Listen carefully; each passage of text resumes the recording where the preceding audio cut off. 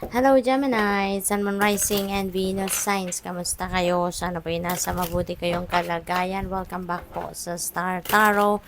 Kung bago kayo rito, welcome din kayo. Thank you sa inyong support. I truly appreciate it. God bless you all. Gemini, paunang mensahe po ninyo ay Lover's Energy. This is decision making na maaaring kinakaharap ng iba sa inyo dito, Gemini, related sa inyong love life, related sa inyong person, sa inyong relationship, no? Probably then decision ito kung para sa mga singles out there, no? Baka decision ito if you are going to enter into a new love and romantic relationship na, kasi maaring meron kayong nililigawan or meron kayong manliligaw, no? Possible then na decision ito regarding kung kayo ay magle-level up na ng inyong commitment with your person. Baka merong proposal, no, ang iba sa inyo rito for marriage. Chariot, yan, this is travel, Gemini, maaring magta-travel ang iba sa inyo rito. Regardless, no, kung anong klaseng mode of transpo ito, pwedeng by land, pwedeng by air, no, yung travel na ito, but definitely some of you are going to embark on a travel. This is also success energy, so meron tagumpay dito na naghihintay sa inyo in some of your endeavors. Justice, you are getting what you deserve. Gemini, kung ano ang deserve ninyo, kung ano ang para sa'yo, no? Yun ang makukuha ninyo sa ngayon. That is going to come back sa'yo kung ano man yung para sa'yo sa ngayon, kung ano yung deserve ninyo. Balance also will be back in your life. Magiging organisado ng muli, magiging maayos ng muli ang mga ganap sa buhay ninyo sa ngayon. Baka meron din ditong organization, no? So maybe you're going to focus on organizing your life, organizing your living space, no? There's definitely organization happening rito for some of you. Two of Pentacles, ayan. So, siguro, ang aayusin ninyo rito kasi marami kayong ginagawa, marami kayong inaasikaso. So, siguro ngayon, mas uorganisahin nyo na ngayon. Maaring maaayusin nyo ngayon yung inyong oras, schedule, time management, mga ganon. Kasi, marami kayong inaasikaso. You're juggling too many things, no? All at the same time. Marami siguro kayong you have too much on your plate, kumbaga, no? You have too much on your plate and you are fixing that, no, sa ngayon. What else? We have judgment energy. Kung napapansin ninyo, Gemini, meron tayong isa, dalawa, tatlo, apat, no? Out of 5 na cards, na tarot cards, apat ang inyong major arcana. So, that means, no, na merong mga significant events dito, remarkable events ang maaring mangyari sa buhay ninyo. Merong magta-transform dito na mga iba't ibang parte ng buhay ninyo, and it's going to have a long-term effect, no, ng mga pagbabagong yan. So, judgment, importanteng desisyon dito ang magaganap. Maaring desisyon ito ng korte that will change the course of your life. Kung meron kayong pinaglalaban sa korte, kung ano man ang desisyon na to, this will be in your favor at game changer ito na maaaring desisyon. Possible din na meron kayong desisyon na kailangan gawin din on your personal affairs. Maaaring matagal na tong paulit-ulit or pabalik-balik siguro na sitwasyon, pero siguro patuloy din ninyong ini-ignore yon, ano, in the past, pero ngayon may panawagan uli sa inyo na look into it, na harapin nyo na to, make a decision na sa ngayon so that matigil na, mahinto na at hindi na ito bumalik pang muli na sitwasyon. Kumbaga, ano na, once and for all, 'di ba? I-address niyo na kung ano man ang sitwasyon na ito. So, kung nagra-resonate ang mensaheng ito para sa inyo, so, alam ninyo kung anong sitwasyon yan. Napabalik-balik na lang, okay?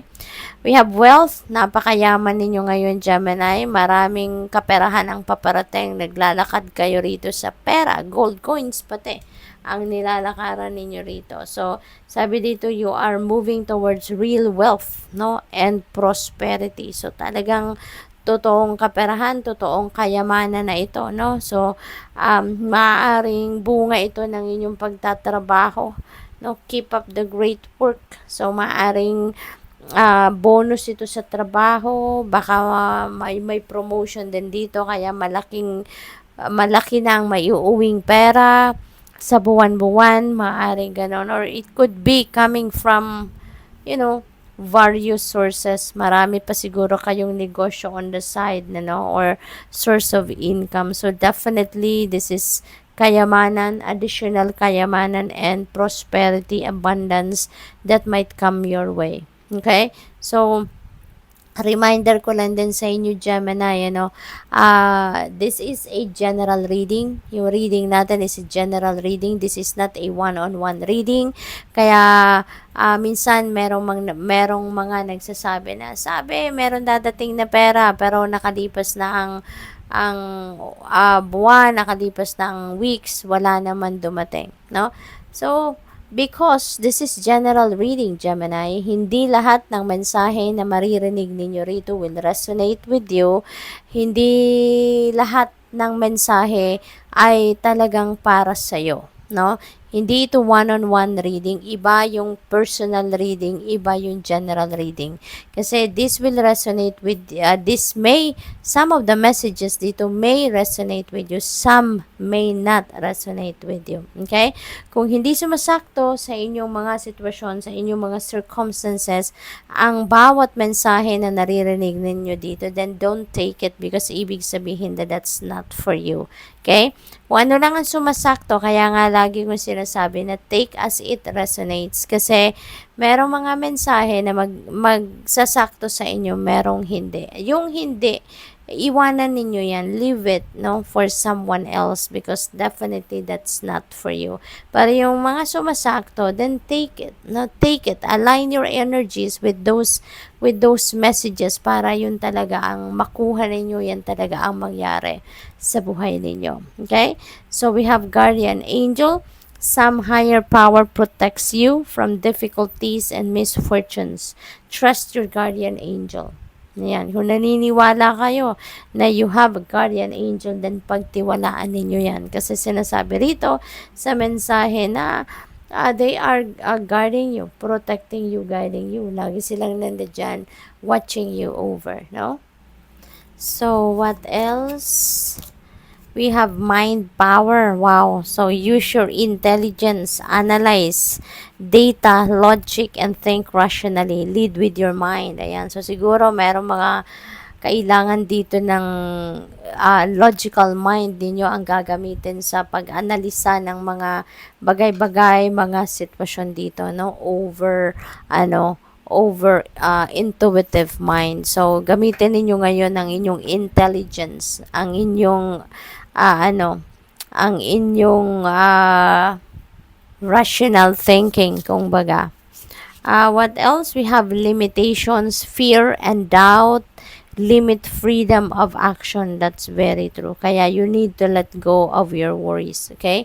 Otherwise, there's no progress, no?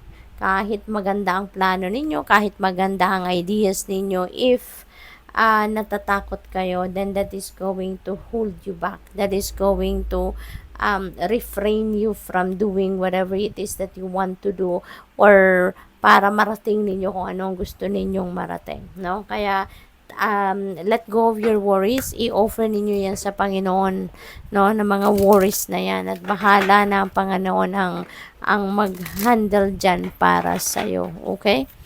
What else? We have courage. Ayan. So, instead of fear, instead of takot, ito yung ipalit ninyo, no? Courage. Buhayin ninyo ang inyong courage and inner strength, kaya dahil yun ang lagi ninyong kailangan para maharap ninyo ang mga iba't ibang hamon ng buhay, para ma-address ninyo yung mga bagay na medyo siguro mahirap na pinagdadaanan ninyo. With your inner strength and courage, you can surpass anything. You can surpass any obstacle, or you can surpass any problems, no? We have trust. Magtiwala din kayo, no? Bukod sa inyong inner strength and courage, magtiwala din kayo sa inyong sarili, magtiwala kayo sa divine plan, at magtiwala kayo higit sa lahat sa Panginoon, no? Walang imposible sa Panginoon, walang imposible sa mundo, kaya lagi natin tatandaan yon, at lagi tayong magtitiwala, no, sa Panginoon, na kahit iniisip ninyo or nakikita ninyo na parang kay hirap, no, na mangyari ang isang bagay, pero when you offer that to God, no, nothing is impossible. We have connection. Ayan, we are all connected.